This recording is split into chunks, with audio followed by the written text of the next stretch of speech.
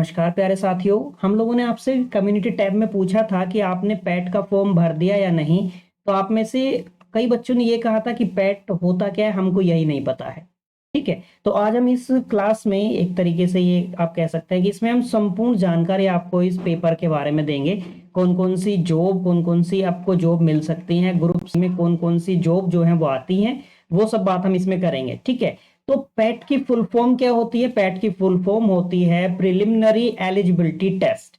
ठीक है, और इसको कंडक्ट कराता है यूपी ट्रिपल एससी यानी कि Uttar Pradesh subordinate service selection commission, है ना।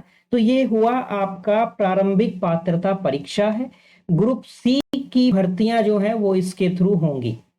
ठीक है, अब ग्रुप सी की कौन कौन सी भर्तियां होंगी? भाई ग्रुप सी में तो बहुत सारी चीजें आती हैं। ग्रुप सी में तो आपको देखिए, junior assistant examination, forest guard, boring technician, लेखपाल, फार्मासिस्ट, रेवेन्यू इंस्पेक्टर या फिर असिस्टेंट स्टैटिकल ऑफिसर हो गया, कंडक्टर एग्जामिनेशन, इवन यहाँ तक आप पहुंच जाएंगे इसमें तो टायर इंस्पेक्टर होता है, इसमें ट्यूबवेल वाले भी आते हैं, ट्यूबवेल ऑपरेटर की भी होती है, वीडियो होता है, ड्राइवर होता है, क्लर्क, स्टेनोग्राफर। तो इतनी मतलब आप कह सकते हैं मोटा मोटा ओवरऑल कि 20 तरीके की नौकरी ग्रुप सी की आपको इसके थ्रू मिलती है। ठीक है, तो अब आयोग ने क्या किया, यूपी ट्रिपल एससी ने क्या किया कि भाई हम एक पेपर लेंगे, यानी कि ये जो पैट है, मैंने आपको बताया अभी कि प्रारंभिक पात्रता परीक्षा है। ठीक है, आप इसको कह सकते हैं कि ये लेवल 1 भी है। ठीक है, अब देखिए इसके बेनिफिट क्या होंगे। पहले बेनिफिट की बात करें तो एक तो हो जाएगा क्राउड मैनेजमेंट। कहने का मतलब ये हुआ कि जो लोग पैट पास कर लेंगे, लेवल 1 का एग्जाम जो है ये पास कर लेंगे, फिर जब यूपी ट्रिपल एससी की वैकेंसी आएंगी ग्रुप सी की थ्रू, ग्रुप सी की, तो क्या होगा कि जिन लोगों ने ये प्रारंभिक परीक्षा जो है ये पास की है, यानी कि लेवल 1 का एग्जाम जो है वो पास किया है, वही लोग उसके लिए लेवल 2 के लिए एलिजिबल होंगे। ठीक है, तो इससे क्या होगा, इससे क्राउड मैनेजमेंट हो जाएगा कि भीड़ जो है इतनी नहीं आएगी और आयोग को आसानी हो जाएगी। ठीक है, दूसरी बात कि आयोग के पास सीरियस कैंडिडेट पहुंचेंगे। ये स्पष्ट है। तो अब लेवल 2 में क्या क्या हो सकता है? तो लेवल 2 डिपेंड करेगा आपकी जॉब के हिसाब से, जॉब प्रोफाइल जो है उसके अकॉर्डिंग लेवल 2 होगा। यानी कि कुछ ऐसी जॉब होंगी जिनमें आपको मेंस देना पड़ेगा। ठीक है, कुछ ऐसी जॉब होंगी जिनमें मेंस देना पड़ेगा, कुछ ऐसी होंगी कि भाई उनमें मेंस नहीं है लेकिन उनमें टाइपिंग टेस्ट हो जाएगा आपका, कुछ ऐसी होंगी जिनमें आपका फिजिकल हो जाएगा। ये स्पष्ट है। तो लेवल 2 जो है वो आपकी जो जॉब है उसके अकॉर्डिंग होगा। ठीक है, एलिजिबिलिटी के बारे में बात करें तो जो एज है वो 18 से 40 के बीच में होनी चाहिए। जो एक्स्ट्रा रिलैक्सेशन है वो एज पर द रूल्स है। ठीक है, जिनको अलग से मिलता है उनको रूल्स वाला अकॉर्डिंग है वो। ठीक है, अब बात करें यदि क्वालिफिकेशन की तो मिनिमम क्लास 10th ये देख लीजिए, और मैक्सिमम जो है आपके पास कहीं तक भी हो, आप हायर एजुकेशन आपके पास हो, कोई दिक्कत नहीं है। आपका जब लेवल 2 आएगा तो उसके अकॉर्डिंग चीजें होंगी। चीजें स्पष्ट हैं, यानी कि 10th लेवल से और हायर एजुकेशन तक को ये इंक्लूड करता है। बातें यहाँ पे स्पष्ट होंगी। 18 से 40 के बीच की उम्र होनी चाहिए। जिनको अलग से रिलैक्सेशन मिलता है उनकी बात नहीं है, ये जनरल सामान्य बात है 18 से 40। और एजुकेशन जो हो जाएगा मिनिमम क्लास 10th। बातें क्लियर हो गई। अब एग्जाम पैटर्न के बारे में बात करते हैं। तो ऑफलाइन एग्जाम होगा, 100 क्वेश्चन आते हैं, 100 मार्क्स के होते हैं, 120 मिनट का पेपर होगा, यानी कि 2 घंटे का पेपर होगा। पेपर का जो लेवल है एज पर द एनसीईआरटी, जो उन्होंने 12th लेवल जो सेट किया है, यानी कि इंटरमीडिएट लेवल का पेपर आएगा। नेगेटिव मार्किंग होती है 1/4 की, यानी कि 0.25% की नेगेटिव मार्किंग होगी। 1/4 जो है वो कट जाएगा अगर आपका गलत होता है क्वेश्चन तो। ठीक है, या सरल शब्दों में कहूं तो 4 गलत होने पर, यानी कि अगर आपके 4 क्वेश्चन गलत हो जाते हैं तो एक सही क्वेश्चन के मार्क्स जो है वो कट जाएंगे। ठीक है, अब इसके हम डिटेल्ड सिलेबस के बारे में बात करते हैं। जैसे इसमें कुल मिला के आपको 15 टॉपिक दिए हैं, हम 15 के 15 टॉपिक के बारे में बात करेंगे और डिटेल बात करेंगे कि उन टॉपिक के अंदर क्या क्या सब टॉपिक है। जैसे उसने लिख दिया इंडियन हिस्ट्री, तो इंडियन हिस्ट्री में आपको क्या क्या पढ़ना है, कितने नंबर का आएगा। ठीक है, तो इंडियन हिस्ट्री में आपको सिंधु घाटी की सभ्यता, वैदिक संस्कृति, बौद्ध धर्म में स्पेशली उसने मेंशन किया है कि आपको गौतम बुद्ध के बारे में पढ़ना है, उनकी जीवनी पढ़नी है, उनकी शिक्षाएं जाननी है। ऐसे ही जैन धर्म में उन्होंने महावीर के बारे में आपको जीवनी और उनकी शिक्षाएं जाननी है। मौर्य वंश में आपसे कहा गया है कि आप केवल सम्राट अशोक के बारे में पढ़िए। ठीक है। ऐसे ही गुप्त वंश के बारे में आपसे कहा, समुद्रगुप्त के बारे में पढ़िए और चंद्रगुप्त द्वितीय के बारे में पढ़िए। फिर आपसे वो हर्षवर्धन, राजपूत काल, सल्तनत काल, मुगल साम्राज्य, मराठा, ब्रिटिश राज का अभ्युदय और प्रथम स्वतंत्रता संग्राम। फिर वो जानना चाहता है कि ब्रिटिश राज का सामाजिक आर्थिक प्रभाव। ये स्पष्ट है, ये हुआ। आगे जो इसमें दिया है उसने दूसरा टॉपिक अलग से मेंशन करके इंडियन नेशनल मूवमेंट यानी कि भारतीय राष्ट्रीय आंदोलन, उसमें वो आपसे जानना चाहता है कि आपको स्वाधीनता आंदोलन के प्रारंभिक वर्ष पता हो। फिर महात्मा गांधी और अन्य नेताओं की जो भूमिका थी स्वदेशी और सविनय अवज्ञा आंदोलन में, देखिए उसने आंदोलन भी स्पेशली मेंशन किया है, ठीक है।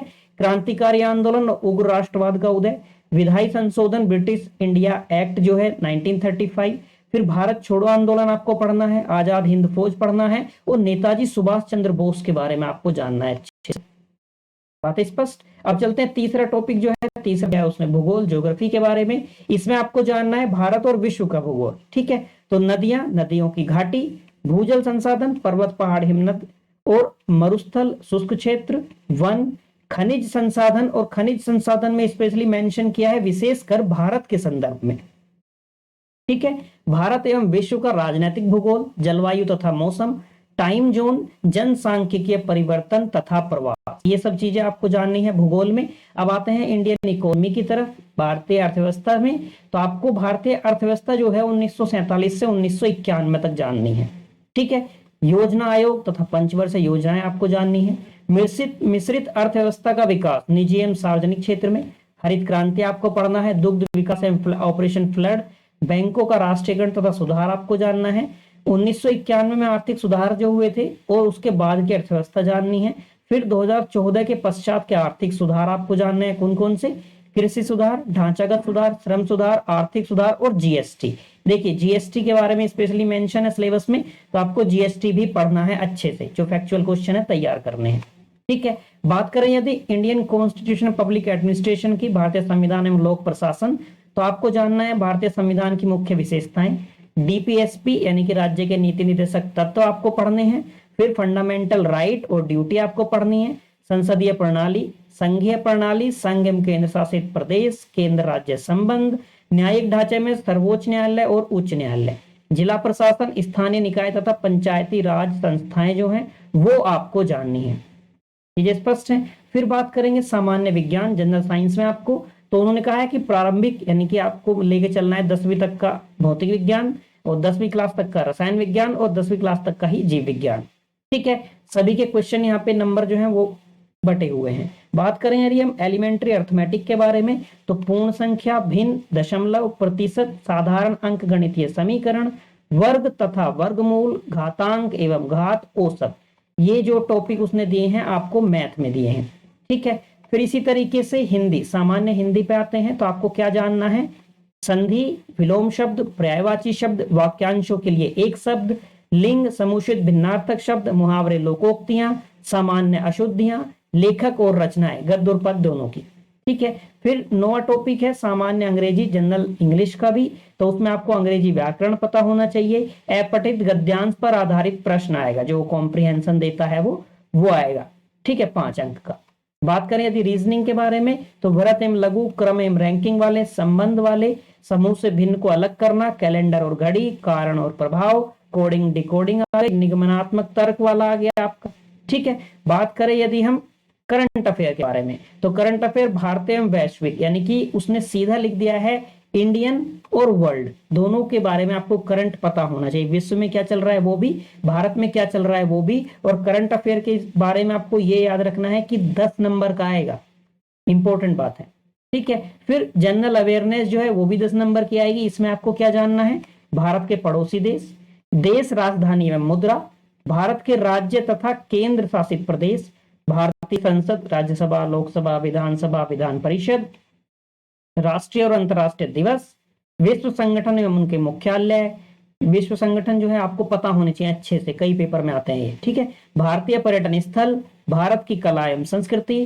भारत एवं विश्व के खेल, भारतीय अनुसंधान संगठन, प्रसिद्ध पुस्तकें और लेखक, स्पेशली वो ध्यान रख लेना जो रिसेंटली में लेखक किसी की डेथ वगैरह हुई हो तो उनकी किताबें इंपॉर्टेंट हो जाती है, पुरस्कार एवं विजेता, जलवायु परिवर्तन एवं पर्यावरण। तो ये आपसे वो जानना चाहता है कि जनरल अवेयरनेस में आपको इनके बारे में पता होना चाहिए, ठीक है। अब ये देखिए 10 नंबर का आएगा ये हिंदी का एक गद्यांश, ठीक है।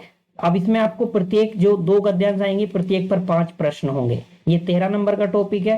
14 नंबर का आपसे आएगा ग्राफ वाले क्वेश्चन, ग्राफ की व्याख्या एवं विश्लेषण। 2 ग्राफ दिए जाएंगे प्रत्येक पर 5 प्रश्न होंगे, यानी कि 10 नंबर का, ठीक है। फिर 15 नंबर का टॉपिक है तालिका की व्याख्या एवं विश्लेषण, ठीक है। यहां से भी आपको 2 तालिकाएं दी जाएंगी, यानी कि 10 नंबर का ये है, ठीक है। तो ओवरऑल देखा जाए आपको तो आसान है, इसमें कोई समस्या नहीं आनी चाहिए, अच्छी अपॉर्चुनिटी है। और ग्रुप सी में आप देखेंगे बहुत सारे विभाग ऐसे हैं जहां पे 1989 से भर्ती ही नहीं हुई है। कुछ ग्रुप सी के ऐसे विभाग हैं जहां 1991 से भर्तियां नहीं हुई हैं। तो कई विभाग ऐसे हैं जिनमें 25-25 हजार पद जो है वो खाली हैं। समझ रहे हैं आप? तो अगर आप पैट को पास कर लेते हैं, जो कि आसान है, हो जाएगा, तो आपकी जो इसकी सर्टिफिकेट की वैलिडिटी होगी वो 1 साल तक ये रहेगा। यानी कि 1 साल तक यूपी ट्रिपल एससी जब जब वैकेंसी निकालेगा तो आप एलिजिबल होंगे। बातें क्लियर है? आप पैट के सर्टिफिकेट के थ्रू एलिजिबल हो जाएंगे उन भर्तियों में फाइट करने के लिए। अब आपका लेवल डिसाइड करेगा। मान लीजिए कि कोई क्लर्क की है तो आपको जाके सीधे क्या होगा, आपको टाइपिंग टेस्ट देना है और नौकरी लेनी है। कोई ऐसा है जिसमें मेजरमेंट होगा, फिजिकल होगा, आपको फिजिकल देना है और नौकरी लेनी है। चीजें स्पष्ट है? तो पढ़ लीजिए, थोड़ा अच्छे से कर लीजिए, इसको मेहनत कर लीजिए, अभी समय है। मुझे लगता है कि मैंने जो बातें आपको पैट के बारे में बताई वो सब क्लियर होगी। कोई डाउट हो तो कमेंट कर देना। कोर्स हम लोग स्टार्ट कर चुके हैं ऑलरेडी, उसको भी आप देख लीजिए। मिलेंगे अगली क्लास में। Till then bye bye, have a nice day.